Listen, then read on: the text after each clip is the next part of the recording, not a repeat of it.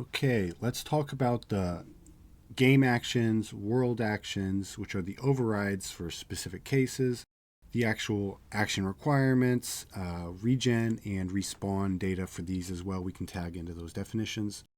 And we'll just start off here. I got a couple examples. So we've got a tree here. Normally to chop a tree in a game, unless it's Minecraft, you require an axe, right?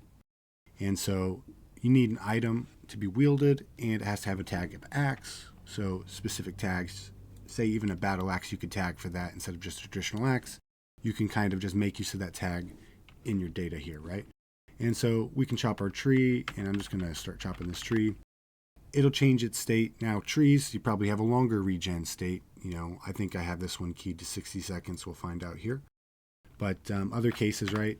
Pick some blueberries from a bush and see I can yield blueberries from this without actually depleting it, right? So there's an RNG of if it would deplete the state or not, if it'll move into from state 1, a default, unpicked, unchopped, to a state 2, a chopped state, right? And you can use many states. It's not just a cycle 1 and 2, which we'll show. So another example, we've got a fire here. Fire's currently running, right? So you could cook on it, do whatever, but we could also put this fire out.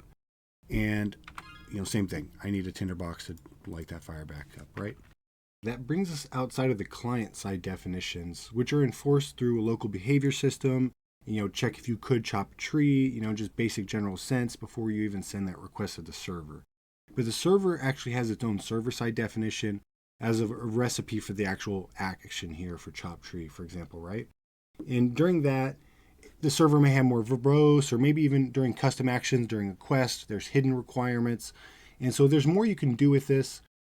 It's actually a default recipe template. The object is actually an override. So in this specific case of this tree, we override down to 60 seconds for the respawn you can see here. I'm going to go ahead and move into the bank here. Get in here. Another kind of object entity scheduling system I've got is actually for more non-standard cases, right? So say you've got shops in a town, those are going to close at night, open back up. Just these scheduling that are more unique scenarios. This case, I've got 2 bank booths that are cycling back and forth between each other. And so you'll see with the way these keys are set up, you can kind of make this logic here.